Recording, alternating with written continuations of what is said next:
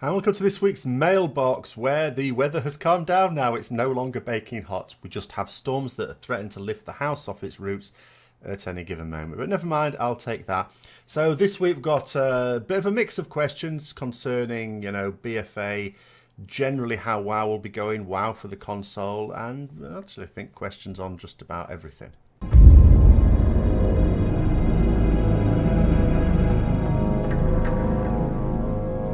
So, first of all, last week's mailbox. So there were a few people who got this one correct. Not that many.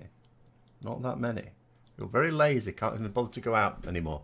But it was indeed, it was in Howling Fjord, so it was another one from, TBC, well, Rathland, sorry, I should say.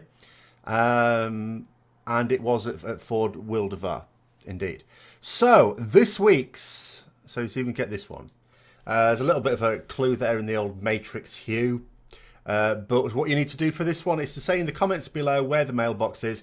That means the specific location, as in the name of the settlement, and the name of the zone that it is in as well. You don't have to be more specific than that.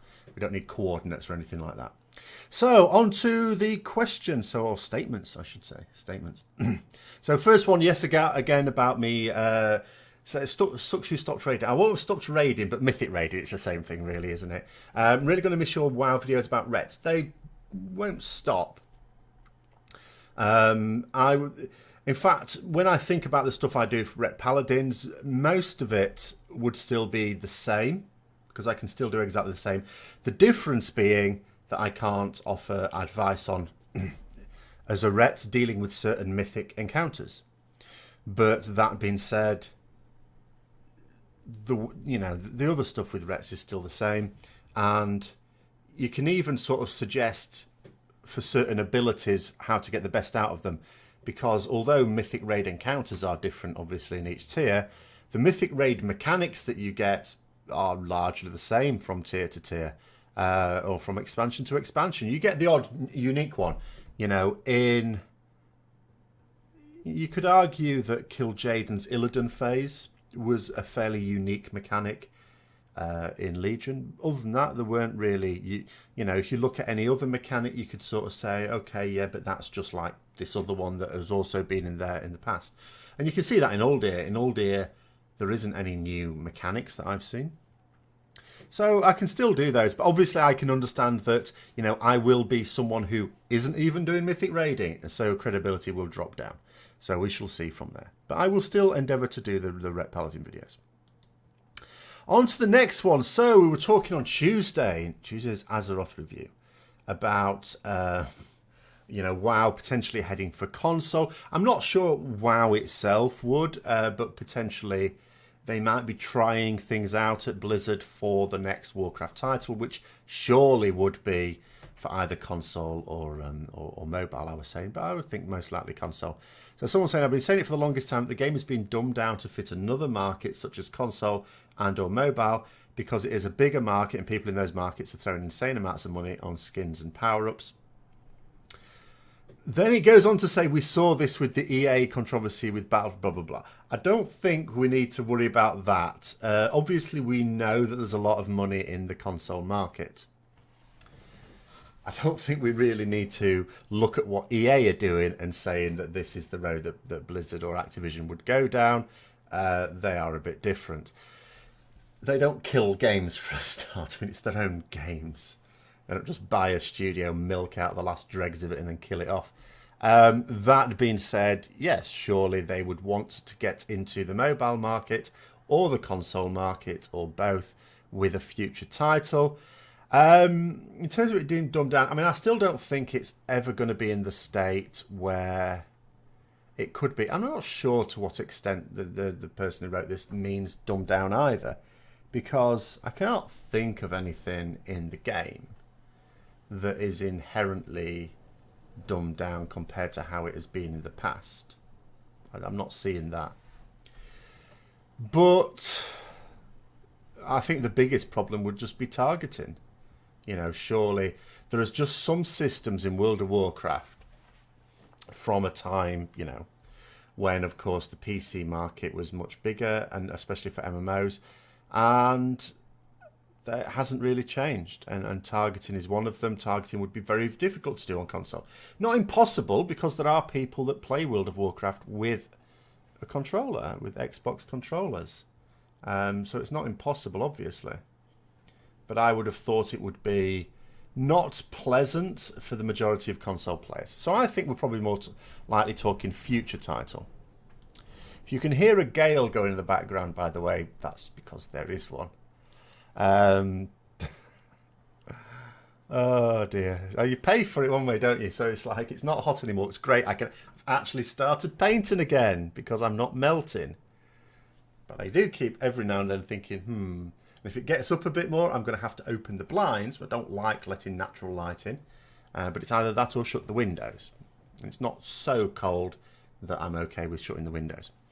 Anyway, sorry, to the new Uther. So it says, well, Kulturan style would reflect old Lordaeron style. So what I was saying is people were looking at Uther and seeing a lot of similarities in the new Uther model in Eastern Plaguelands, Western Plaguelands, with some of the Kulturan armor. And I was saying, well, it's just because the same artists have been doing it, that's all.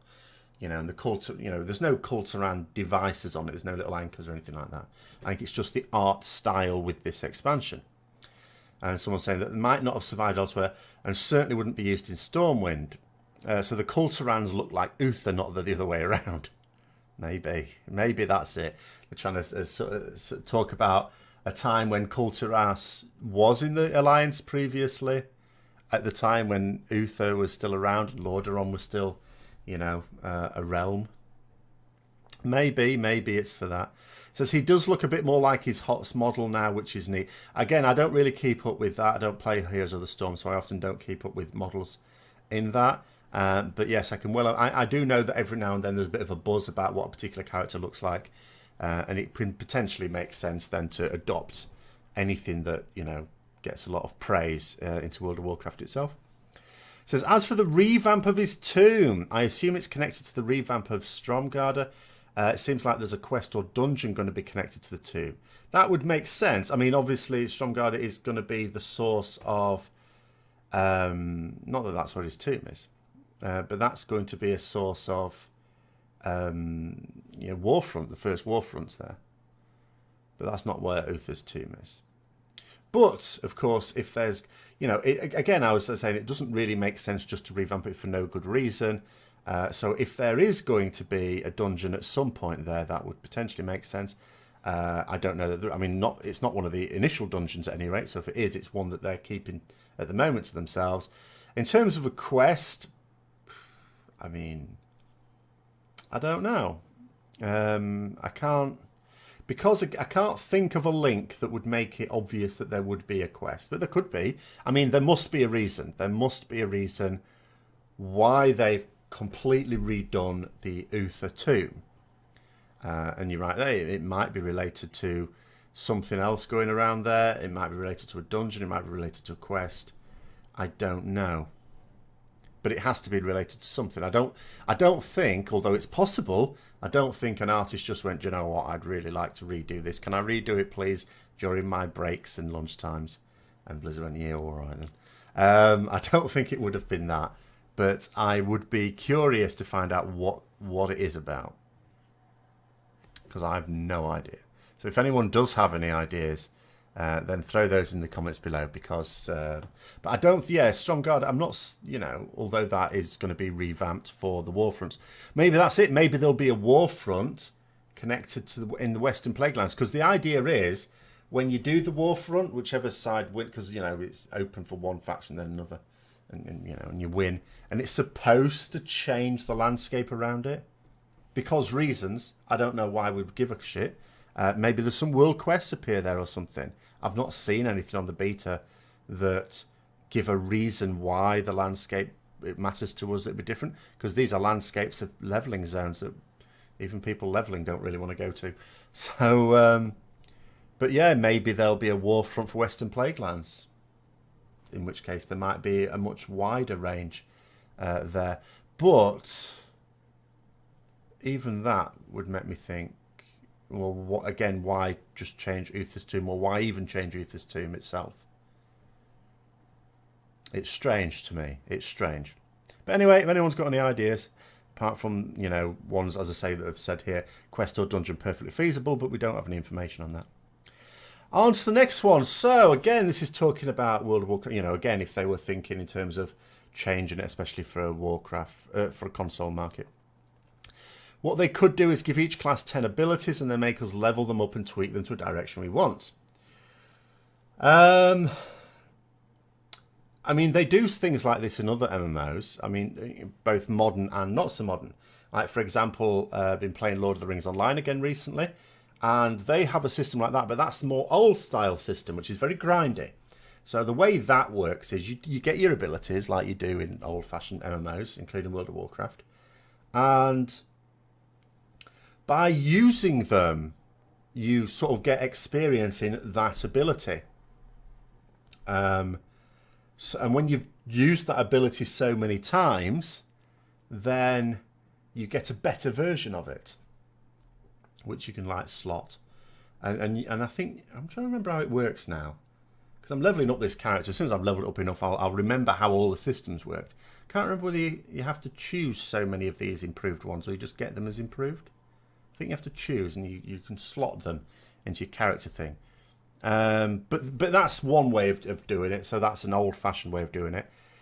The way it was done in World of Warcraft, you simply, as you leveled up, bought higher ranks of the ability.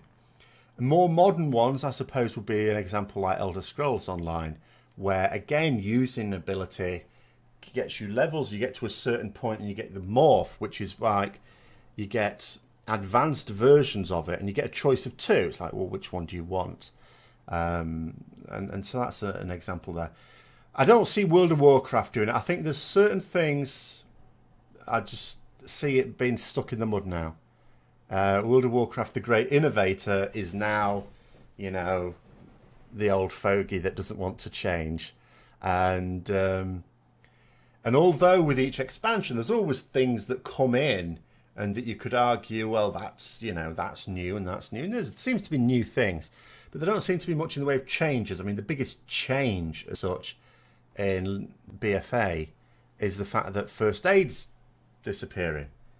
But the bandages are still going to be there. They're made by tailors. The other stuff's going to be made by alchemists. They're just getting rid of the profession. But in terms of changes, in terms of the fundamental way the game is played, that seems to be sacrosanct. It's like they're not going to change that. Potentially for fear of people, because if you do, the more fundamental a change you make, the more likely you are to have a lot of your player base who have to do, you know, the more fundamental parts of the game have to be enjoyed by everyone. That's why if they do something in Mythic Raiding, you know, some people may not like it, some people may like it, but the numbers are small. It's relatively low risk. The same thing with arenas or, you know, rated battlegrounds. Because the numbers are relatively small, they're not small, but they're relatively small in terms of the whole player base, you could argue it's a lower risk strategy. Whereas if you change something that affects everyone, that's much higher risk. Particularly as the ones, you know, it's the more fickle ones which are the more numerous, the casual players, that they most desperately do not want leaving the game. So I don't think they would make a change this fundamental. But, you know, who knows for whatever the next Warcraft title happens to be. Whether that's an MMO or not, I don't know. On to the next one. So it says, why wouldn't you level in war mode at least for the start? I didn't say I wouldn't, so I'm not sure how I gave that impression. However, it goes on to say, we are on separate islands. Well, not really. It says, even if a few of the opposing faction get ballsy, they will be severely outnumbered and just end up being camped. No. Because it's sharded, you know, and it's sharded for the purposes. War mode is basically like, the whole purpose of war mode is to get people of opposite factions fighting each other.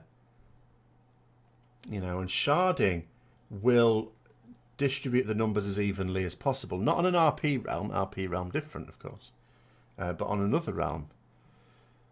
Although even on an RP realm, at the very start, there might be some sharding because they say they have to do that to manage load on the servers. Then they just remove it when it's not needed.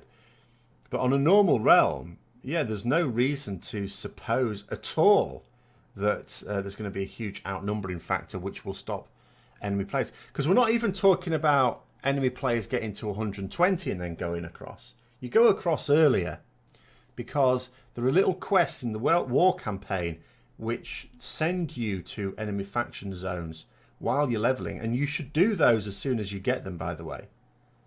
The rewards you get from them are not worth putting off. You want them ASAP. You don't benefit by putting them off. So there will definitely be opportunities, and it really makes no difference whether, you know, if you go across and you attack someone of the opposite faction and then the word gets around and loads of people come to your location. Doesn't really matter, because, you know, with certain classes they can just disappear off anyway. You don't get a little marker on the map until you've killed 10 people anyway, so it doesn't necessarily stop you being ganked. However, I consider that on the first day the risk is low, and so I am intending to have war mode on for leveling on the first day with my first characters. But that my leveling strategy may change now as well anyway, because I don't have to get my characters mythic raid ready for this expansion. I want to get it raid ready still, but even that obviously depends on if I end up somewhere that I want to raid with, or just for heroic. So I might actually cycle around a few characters. Maybe I'll level up some, or just initially level up some characters to begin with. I was thinking maybe just to get in on the early markets, the trading markets, you know, selling experience gems, things like that. Maybe.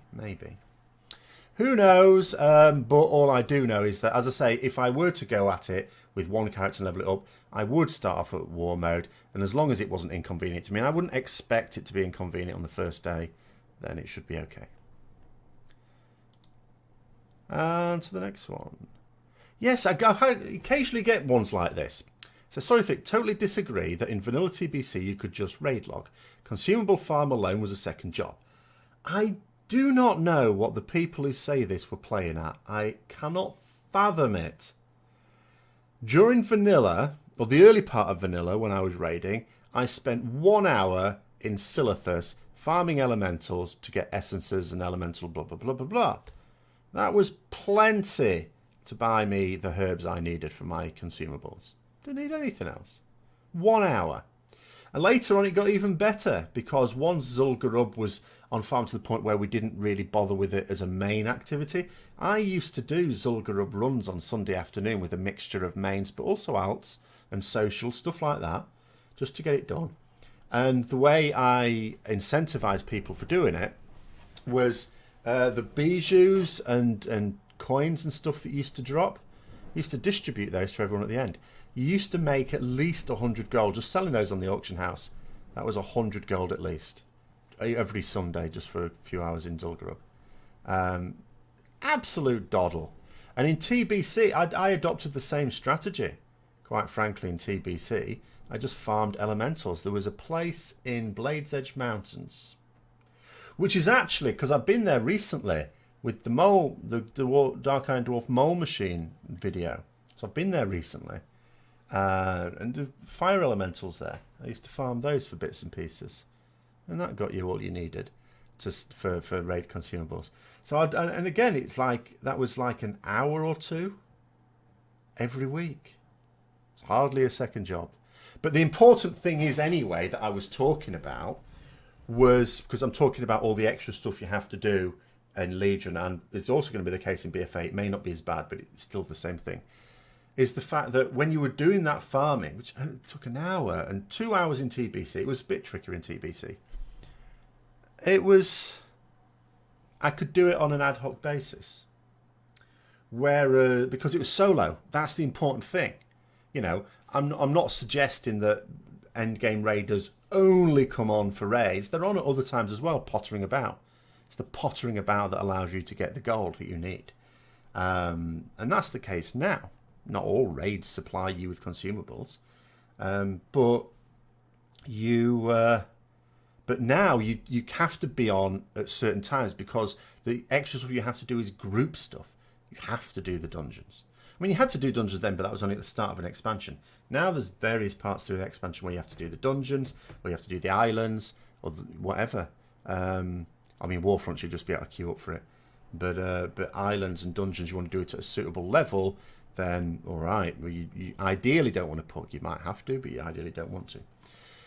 So you're going to have to go on at times where you know there's going to be other people about, those peak times. And again, that's what I'm complaining about, the fact that you have to then sacrifice those nights as well.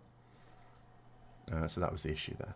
But yeah, just in terms of how were you spending as much time? I couldn't have even spent as much time raiding as I was consumable farming in vanilla and TBC anyway.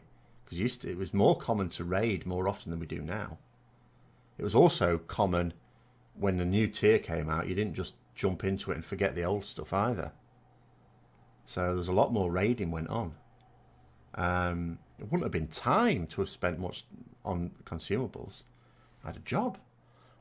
You know, I had to occasionally feed myself. Far too often. Right, okay, it's the next one. Oh yeah, this was a weird one.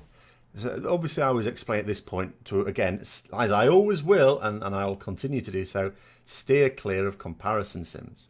It says, always hear YouTubers telling us not to base our decision on numbers. We all know this. Every YouTuber spouts it, yet at the same breath, still assume we're making our decisions based on numbers. Interesting. All I can say is this person must only listen to very sensible YouTubers then. I should feel honoured. However, a cursory look at videos on anything to do with classes that get loads of views are comparison ones. Now, not all comparison videos base it on the numbers that come out now that are inaccurate, but there's a hell of a lot that do. I have seen them showing the sims, which aren't even correct, a lot of them, but I'm not even going to go over why not to do those anymore. Anyone who watches the channel knows that anyway. There is a ridiculous number of videos. And the reason there's a ridiculous number of those videos is because they do really well. You could have someone like me who doesn't have a very large channel. I could do one and it would get a minimum of 20,000 views. Easy. Because in actual fact, we don't all know this. Going back to that second sentence there, there's an awful lot of people who want that, who are searching for that information, because you can see that as well if you use Google Trends, and you can look at what people are searching for. That's how some people decide what videos to do. A lot of people searching for it. They want to know that. And you do a video with that in there, and people will watch it. Some of them may even believe it. An awful lot of them, unfortunately. It says, we all know they are tuning. Again, no, they don't. And vast majority have no idea how it works, even though they do the same basic process expansion after expansion. It says, boring footage for the first 7 minutes. Well, I'm terribly sorry about that. I do query, though. You're much more steadfast than I am. I would not watch 7 minutes of anything I found boring and continue into the 8th minute. But I do apologise. Right, on to the last one. Not really a Warcrafty one, but yes, just again, I always feel I have to explain this because we are baffling to the whole rest of the world in numerous ways, not least of which is our relationship with weather. It is said actually in Britain that we just talk, everyone sort of notices we spend a lot of time talking about the weather. It's because we don't very often have weather. So it's very notable. It's headline news when we get it, literally. Someone said here, Preach as well complains about the heat. From what I've gathered, AC isn't standard like it is in the US. No, it is not. Their climate is generally more mild in the summers. Cooling system might not be worth the cost. Well, this is pretty much it. Like I've said, Preach, a bit more. I mean, he's over in Manchester way as well. Like, that's a place where traditionally you get a lot of rainfall. I was in university in Manchester. And my first year there, I mean, I knew because it had this reputation of always pissing it down. It's on the west. Where I am, we're protected by this range of hills called the Pennines. They get all that Atlantic shitty weather, so it's always pissing it down. And I was getting some stuff for university, and I said to him, well, one thing I definitely need is a raincoat. So I needed it. I did need it, and so that was the first year. Then the second year, a friend of mine from school who'd gone to art college for a year, like doing a foundation degree before going on to university. So he went to Manchester as well, different university, but it's still in Manchester. And then I was telling him, oh yeah, he said, is it true? It rains all the time. I said, yeah, it's always pissing it down. And he said, oh, all right. And then in that second year, it actually didn't rain very much. It was just like normal. He thought I was joking. But then in my third year and his second year, he found out exactly what I was talking about because it started pissing it down again. And it was like every other day. It's just rain, deluge. It's quite phenomenal. So I imagine he'll have been, in theory, suffering more than me in that, because it hasn't really been raining in a lot of places. And if it hasn't been raining that much in Manchester, it'll be particularly noticeable because they usually get a lot of that, you know. And if it ever is hot, at least you get cooling rain in that part of the country. But yeah, in this, it's weird. I mean, it's now cooler. We've got the storm, you know. It's now cooler. And it's supposed to stay a bit, like, they keep talking in the news, oh, but it's going to get hotter next week. I've looked at the weather forecast. That seems to be down south more. I think where I am, I'm going to get away with it. So I should be okay. But it is, just put it this way. We've had these temperatures of up to 35 degrees here. In the news, they have been talking about this, comparing it with the summer of 1976, which is the summer I was born in. That's 42 years ago. That's how extreme this month of hot weather has been. It's not normally like this. You get a couple of days where it's really hot and then it's done with, it's finished. That is normal. So yes, air conditioning, it's not that it doesn't exist in the country, but it tends to exist in, like, you know, you have in computer rooms, in the college I'm in, the dedicated computer rooms will have air conditioning in, of course, because the computers will generate a lot of heat. In people's homes, very rarely. And there's no, the windows are not even designed, because when I was looking at, okay, and people saying, oh, you could get a portable AC unit, not really, because, you know, the windows don't open up and down here, so you can't put the seal in, they open out. Now, someone did actually come up with a good idea on Patreon, actually, of a way of getting around that, which might have worked, but it's got cooler now, so I'm all right. I should be fine. Should be okay. So the nightmare is over. Unfortunately, obviously, who knows with, you know, it might be one of these things where we get the same thing happening next year again. And you know, weather patterns change, of course, not helped by the fact that we push them along. And the other thing as well is, just to bring a little bit of science in just at the end, is what people don't realise is the sun itself sort of effectively has seasons. You know, there are periods of time where we get more heat from the sun than others. It runs on roughly 10-year cycles. We've just come out of a cool period. It's now time for the warm period again. So it's now time where in various parts of the world, we're going to be getting record-breaking temperatures again. And then there'll be another 10 years of that. And then it'll be a bit cooler again because of the sun thing, although it'll still always, the trend will still be to go up because, of course, you know, we do like our coal-fired power stations, even though, you know, we're trying to turn them into power stations that burn peanuts, but still, that doesn't solve the whole problem either.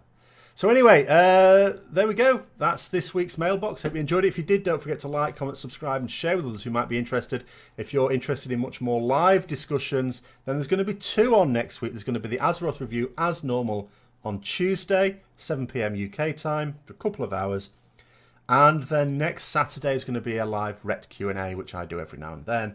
So 2 live Q&As next week. And then, of course, I stream gameplay stuff on stream as well, on Twitch even. So you can always ask me whatever on those times as well. So thanks very much for coming on, and until next time, I'll see you later.